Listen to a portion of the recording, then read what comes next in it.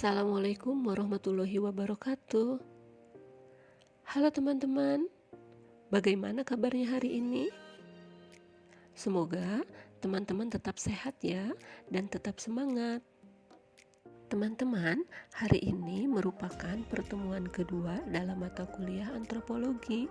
Saya akan menjelaskan mengenai dua materi. Yang pertama adalah pengertian antropologi dan yang kedua sejarah perkembangan antropologi. Seperti yang sudah saya sampaikan pada pertemuan lalu, bahwa antropologi adalah studi tentang manusia. Studi untuk memahami kompleksitas budaya sepanjang sejarah manusia. Antropologi adalah studi tentang orang-orang di seluruh dunia, sejarah evolusi manusia, perilaku, bagaimana manusia beradaptasi dengan lingkungan yang berbeda, berkomunikasi, dan bersosialisasi satu sama lain. Dari tayangan tersebut, saya dapat menjelaskan di sini bahwa antropologi memandang manusia dari dua segi, yaitu yang pertama, manusia sebagai makhluk biologi, dan yang kedua, manusia sebagai makhluk sosio-budaya. Kedua hal ini tidak bisa terpisah, namun harus secara holistik, secara kesatuan dengan fenomena biososial. Antropologi memadukan secara integratif tinjauan biologi dan tinjauan sosio-budaya terhadap kehidupan antropos. Antropologi melakukan kajian objek studinya manusia secara menyeluruh, yaitu pada semua manusia dimanapun dan kapanpun juga. Ilmu yang digunakan adalah ilmu hayat dan ilmu sosial. Ilmu hayat manakala mempelajari sifat dan sikap manusia sebagai makhluk hewan, dan ilmu sosial manakala penelitiannya terpusat pada manusia sebagai anggota dari masyarakat. Teman-teman, selanjutnya mari kita menyimak penjelasan mengenai pengertian antropologi. Antropologi berasal dari bahasa Yunani anthropos yang berarti manusia, dan logos yang berarti wacana atau bernalar atau juga berakal atau disebut sebagai ilmu. Secara etimologis, antropologi berarti ilmu yang mempelajari manusia. Teman-teman, selanjutnya mari kita menyimak pengertian antropologi menurut para ahli. Antropologi menurut David Hunter dalam bukunya The Study of Anthropology menjelaskan bahwa antropologi adalah suatu ilmu pengetahuan yang lahir dari adanya keingintahuan yang tidak terbatas tentang umat manusia. Sedangkan menurut William Haviland dalam bukunya Culture Anthropology, antropologi yaitu ilmu yang mempelajari tentang umat manusia secara umum dengan mempelajari warna fisik, bentuk fisik, dan kebudayaan yang dihasilkan oleh masyarakat. Kuncharaningrat dalam bukunya Pengantar Ilmu Antropologi menerangkan antropologi adalah studi mengenal umat manusia dengan mempelajari berbagai bentuk fisik, warna, dan budaya yang dihasilkan masyarakat.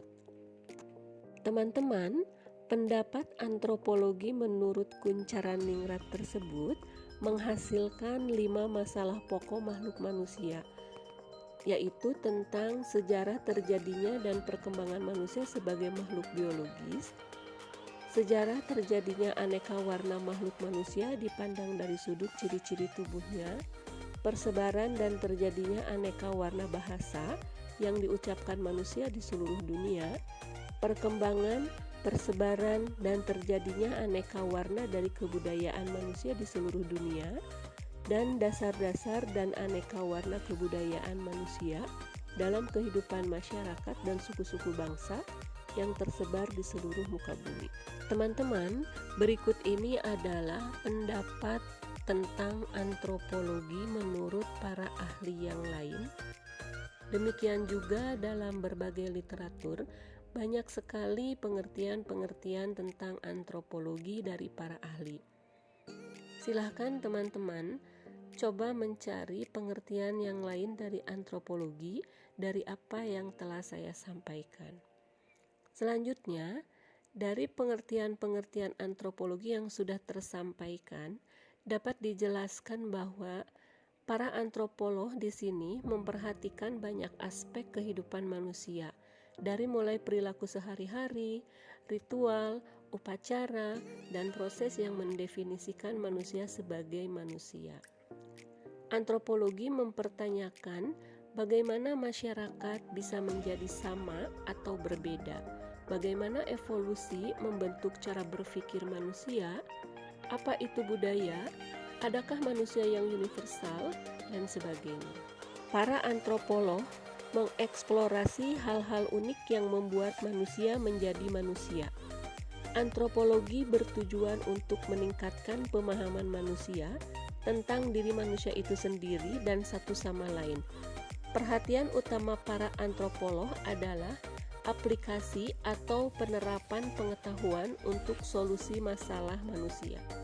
Sehingga dapat dijelaskan di sini bahwa objek dari antropologi adalah manusia dalam kedudukannya sebagai individu, masyarakat, suku bangsa, kebudayaan, dan perilakunya. Tujuan antropologi menurut Kuncharaningrat terdiri dari dua, yaitu tujuan akademis dan tujuan praktis. Tujuan akademisnya untuk mencapai pengertian tentang makhluk manusia pada umumnya dengan mempelajari berbagai bentuk fisik, masyarakat, dan kebudayaannya, sedangkan tujuan praktis mempelajari manusia di berbagai masyarakat suku bangsa di dunia guna membangun masyarakat itu sendiri. Terkait tujuan ilmu antropologi, maka dapat diketahui manfaat mempelajari antropologi, yaitu untuk mengetahui pola perilaku manusia dalam kehidupan bermasyarakat secara universal maupun pola perilaku manusia pada tiap-tiap masyarakat suku bangsa.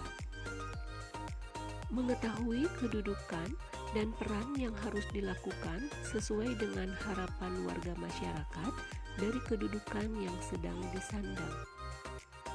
Memperluas wawasan tentang pergaulan umat manusia di seluruh dunia yang mempunyai kekhususan-kekhususan sesuai dengan karakteristik daerahnya sehingga menimbulkan toleransi yang tinggi.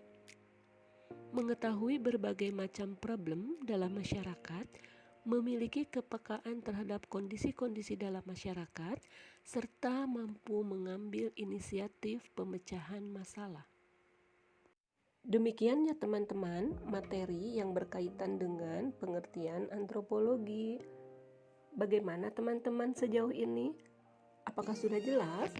Materi akan kita lanjutkan dengan sejarah perkembangan antropologi.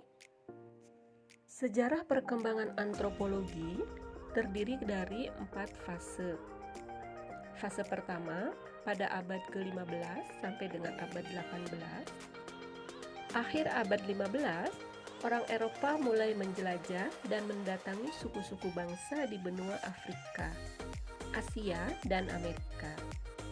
Penjelajahan itu menghasilkan kisah-kisah perjalanan dan laporan yang berupa tulisan para musafir, para pelaut, para pendeta, penerjemah, dan para pegawai kolonial.